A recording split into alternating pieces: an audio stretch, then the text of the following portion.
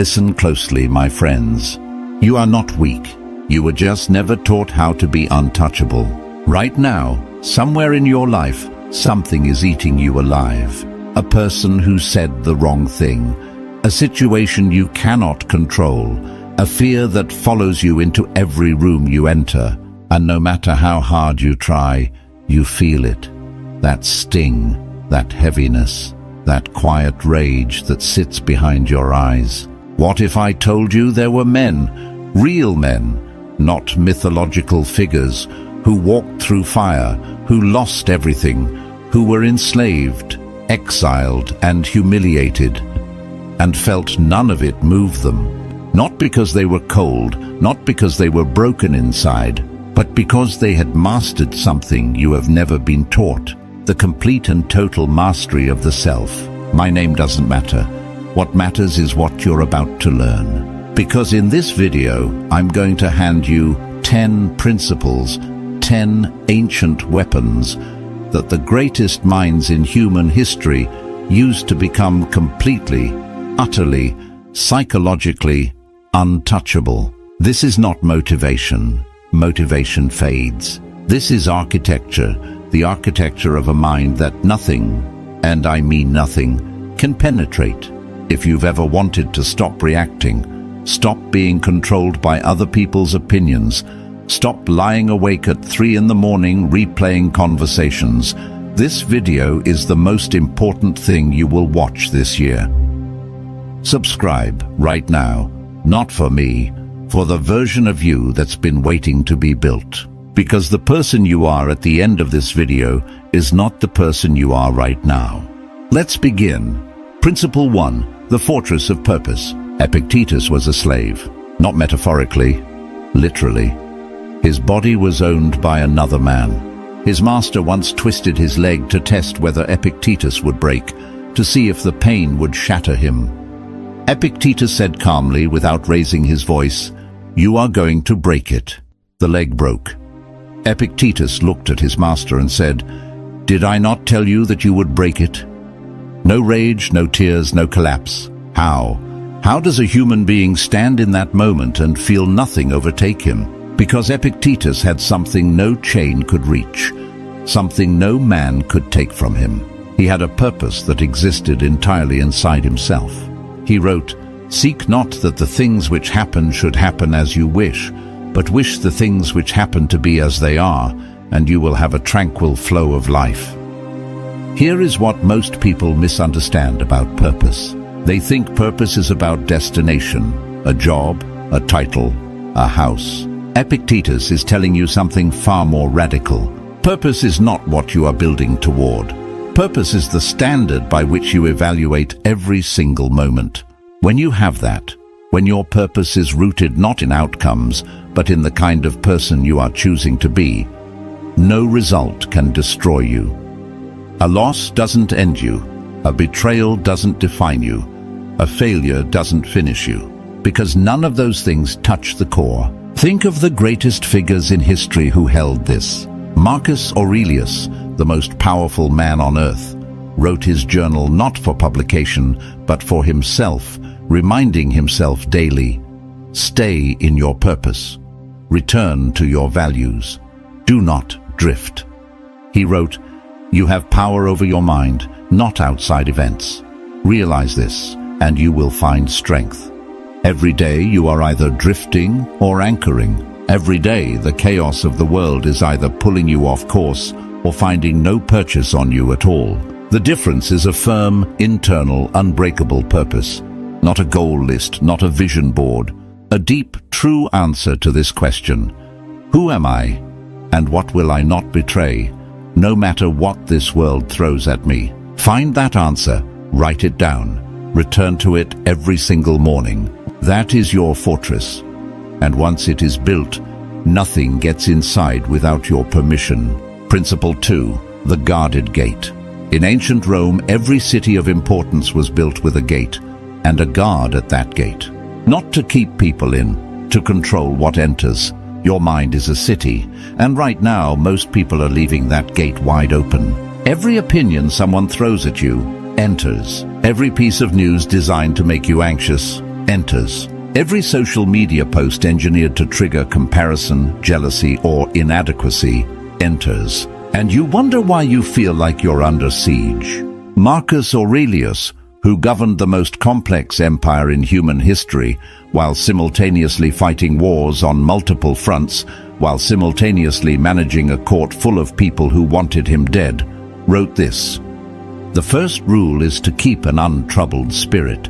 The second is to look things in the face and know them for what they are." The Stoics understood something neuroscience is only now catching up to. Your thoughts are not you, they are weather. They pass through.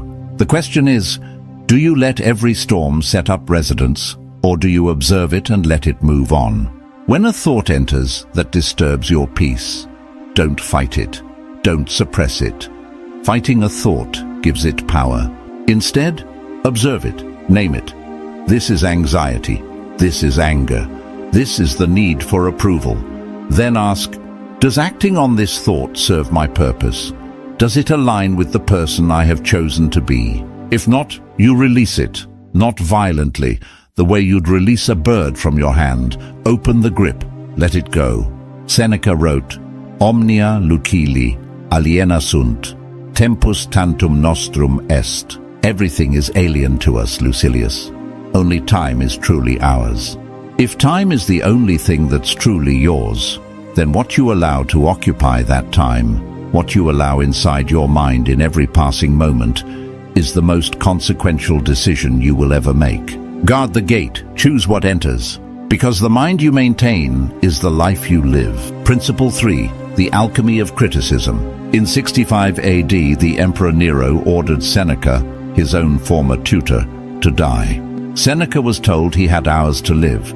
His friends around him wept. He looked at them and said, almost gently, "Where are your maxims of philosophy? Where is that reason which we have exercised for so many years against impending evils?" He sat down, opened his veins, and spent his final hours dictating philosophy. That is a man who had been so thoroughly criticized, attacked, falsely accused, and politically destroyed, and yet none of it ever reached the essential Seneca. How? Because he had mastered what I call the alchemy of criticism, the ability to transform what people throw at you into something useful. Epictetus taught this directly. He said, "If anyone tells you that a certain person speaks ill of you, do not make excuses about what is said of you, but answer, 'He was ignorant of my other faults, else he would not have mentioned only these.'" Read that again, sit with it. Epictetus is not being sarcastic, he is being profound. When criticism arrives, instead of defending yourself, use it as an audit. Is there truth here? Mine it, extract it, use it to grow. Is there no truth here? Then it is not about you at all. It is about the person delivering it, their fear, their projection, their own unresolved failures wearing your name as a mask. Either way, you win. Either you become better, or you remain completely unmoved. But here is the deeper principle. The reason criticism destroys most people is not the words themselves. It is that most people have no internal standard for self-evaluation. They outsource their self-worth to whoever is speaking loudest about them at any given moment. The Stoic solution is ruthless in its simplicity. Build your own standard. Evaluate yourself against it every day, and then let the rest of the world say whatever it wishes. You are not a democracy. You are not governed by the popular vote of other people's opinions. You are a sovereign. Act like one. Principle 4, the transformation of offense. Someone wrongs you. Someone betrays you. Someone humiliates you publicly or quietly destroys something you built. The pain is real. I am not going to sit here and tell you it isn't. But Marcus Aurelius, a man who was betrayed by generals, mocked by senators, and undermined by people he trusted, wrote something that has survived almost 2,000 years for a reason. He wrote, "The impediment to action advances action. What stands in the way becomes the way." This is not a coping mechanism. This is a complete reorientation of reality. The Stoics believed, and they believed this with the force of a philosophical law, that no external event has meaning until your mind assigns it meaning. When someone offends you, they have not done anything to your character, your intelligence, your worth, your future, or your soul. They have done something in the physical world. They have made sounds with their mouth or actions with their body. The offense, the actual wound, only exists if you construct it inside yourself. This is not minimizing what happened. This is recognizing where real power lives. Here is what the Stoic does when offended. Pause. Create space between the stimulus and the response. Even 2 seconds. That space is where your freedom lives. Then ask, what is the most powerful way I can respond to this? Not the most emotionally satisfying, but the most powerful. Epictetus wrote, "Men are disturbed not by the things which happen, but by the opinions about the things." The offense didn't come from them. It came from you meeting their action with a particular interpretation. Change the interpretation, and the offense dissolves. What if this person who wronged you is doing the best they can with what they understand? What if this situation that hurt you is actually redirecting you towards something better? What if the wound is trying to show you something about yourself that needed to be seen? This is not passive. This is the most active, disciplined, courageous work a human being can do, to transform what happens to you into something that serves you. That is the mark of a Stoic. That is the mark of someone nothing can truly touch. Principle 5. Confronting the monsters inside. The philosopher Lucius Annaeus Seneca wrote to his friend Lucilius, "Recede in the ips quantum potes." Retreat into yourself as much as you can, not to hide, to examine. Fear and shame are the 2 most powerful invisible prisons ever constructed. Most people live their entire lives inside them without ever once questioning the walls. Here is the Stoic truth about fear. Fear is not a signal that something is dangerous. Fear is a signal that you have assigned power to something outside yourself. When you're afraid of rejection, you have decided that another person's assessment of you is more important than your own. When you are afraid of failure, you have decided that outcomes matter more than character.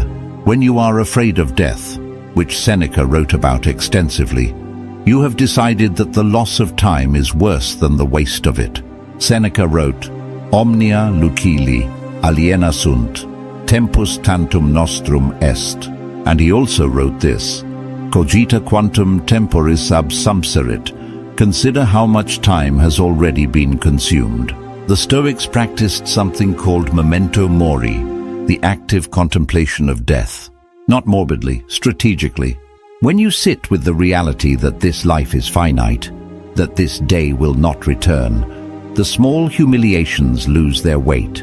The fear of what someone thinks of you becomes almost absurd against the backdrop of your own mortality. You were going to die anyway. Why spend the time between now and then in a prison built from other people's opinions? And shame. Shame is even more insidious than fear. Because shame tells you that you are the problem, not the action, not the circumstance. You. The Stoic answer to shame is this: you are not your past actions, you are your present choices. Every single moment is a new trial. The jury of Stoic philosophy is never fixed. Marcus Aurelius wrote, "Waste no more time arguing about what a good man should be one." The shame releases when you stop defending who you were and commit completely to who you are becoming, not gradually, now, in this moment. That is the Stoic transformation. That is how you walk out of the prison. Principle 6. Premeditation, the art of expecting the worst. This will sound strange at first, but stay with me. The Stoics practiced something called premeditatio malorum, the premeditation of evils. Every morning they would deliberately visualize what could go wrong that day, not to live in dread, to make dread irrelevant. Seneca wrote, "Omnia lucili aliena sunt, tempus tantum nostrum est." And he also advised, "Let us prepare our minds as if we had come to the very end of life.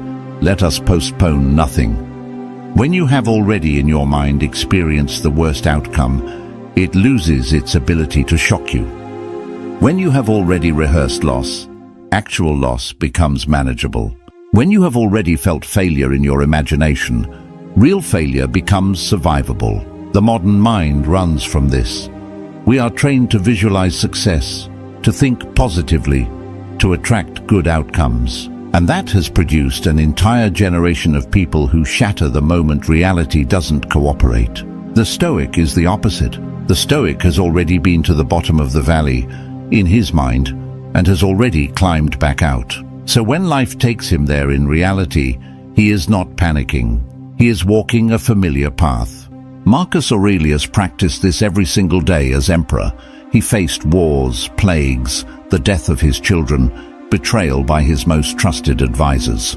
He had prepared for all of it, not with optimism, with clear-eyed, courageous, rational preparation. He wrote, "Never let the future disturb you. You will meet it, if you have to, with the same weapons of reason which today arm you against the present." Practice this tonight. Before you sleep, ask yourself, what could go wrong tomorrow? What is the worst realistic outcome? Then sit with it. Don't flinch. Don't run. Stay in the discomfort until it passes. Because a mind that has already walked through fire is a mind that fire cannot burn. Principle 7. The response is everything. Two men face the same storm. One is destroyed, one is forged. What is the difference? Not the storm. The storm is identical. The difference is the response. Epictetus wrote, and this is perhaps the most quoted line in all of Stoic philosophy, and it is quoted that often because nothing has ever replaced it. It's not what happens to you, but how you react to it that matters. This is not a platitude. This is a description of how reality actually works. Every event in your life is morally neutral until your response gives it meaning and direction. A job loss is not a tragedy. Your response to the job loss is what determines whether it becomes a tragedy or a turning point. A health diagnosis is not a sentence. Your response to that diagnosis is what writes the rest of the story. A broken relationship is not the end. Your response to that ending is what determines who you become next. The Stoics had a word for the discipline of the response, prohairesis, the capacity to make deliberate choices about your inner life. Epictetus said this is the only truly free thing a human being possesses. Everything else, your body, your reputation, your wealth, your relationships, can be taken. But your prohairesis, your power of response, belongs to you completely. Completely, no exceptions. The next time something happens that triggers you, pause. Not for 30 seconds, for 2 seconds. That is all you need. In those 2 seconds, ask, who do I choose to be right now? Not who do I feel like being? Not what does my anger want? Not what would satisfy my ego? Who do I choose to be? That question is the entire practice. Everything else follows from your answer. Principle 8. The dichotomy of control. This is the foundation, the bedrock beneath every other principle. And I have placed it here, not at the beginning, because now you are ready to receive it in its full weight. Epictetus opened his Enchiridion, his handbook, with these words. Some things are in our control and others not. Things in our control are opinion, pursuit, desire, aversion, and, in a word, whatever are our own actions. Things not in our control are body, reputation, command, and, in one word, whatever are not our own actions. Read those 2 categories again. What is in your control? What you think, what you pursue, what you value, how you act. What is not in your control? Everything else. Every single thing else. The suffering in most human lives can be traced directly to this one misunderstanding. People spend enormous amounts of energy trying to control things that were never theirs to control. You cannot control whether someone loves you back. You cannot control whether your work is recognized. You cannot control whether the economy crashes or the diagnosis comes or the flight is delayed. You can control your response to all of it, every time, without exception. Marcus Aurelius wrote, You have power over your mind, not outside events. Realize this, and you will find strength. This realization is not resignation, it is liberation. When you stop trying to control the uncontrollable, you free up every ounce of energy you've been wasting, and you pour that energy into the only arena where you are truly sovereign. Your own mind, your own character, your own choices. The Stoic does not become passive, the Stoic becomes precise. Instead of fighting everything, you direct your force exactly where it matters. This is what makes a Stoic terrifying in the best possible sense. They are not scattered across 1,000 concerns. They are completely focused on the one thing that counts. Decide today what is actually in your control. Pour everything into that. Let everything else pass. That single shift, if you make it real, will change the shape of your life. Principle 9. Living in accordance with nature. This principle confuses people, and I understand why.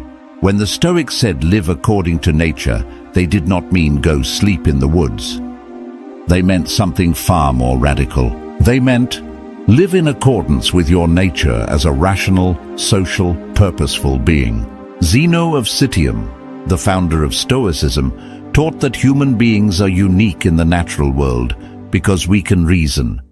We can step back from our instincts and choose a higher response. That capacity, that is our nature. To live against that nature is to live in misery.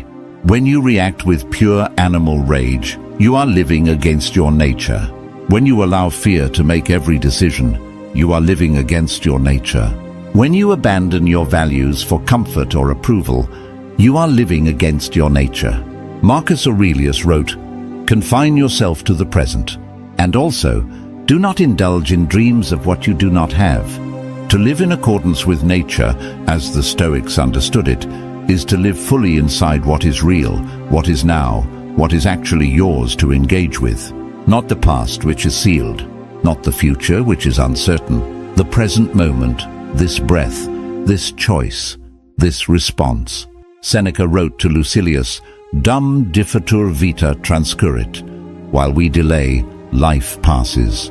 How much of your life has passed while you were mentally elsewhere, replaying arguments, pre-living future disasters, waiting for the right moment to become the person you know you should be? The Stoic principle here is almost brutal in its clarity. You are not waiting, you are wasting. Every moment you are not living in accordance with your rational, purposeful nature is a moment that is gone forever. Come back, come all the way back, to this moment, to this choice, to this life. That is what it means to live in accordance with nature. And it is harder and more beautiful than anything else I know. Principle 10, the inner citadel. This is where we arrive, the final principle. And it is not a technique, it is a destination. The philosopher Pierre Hadot, who spent his life studying Marcus Aurelius, gave a name to the central achievement of Stoic philosophy. He called it the inner citadel. A citadel is a fortress within a fortress, the last refuge, the place that cannot be taken even when everything outside has fallen. Marcus Aurelius described it this way: "Nowhere can man find a quieter or more untroubled retreat than in his own soul." This is the ultimate promise of Stoicism, and I want you to hear it clearly. There is a place inside you that cannot be touched, cannot be shaken, cannot be reached by any person, any circumstance, any loss, any failure, any diagnosis, any betrayal. It exists. It has always existed.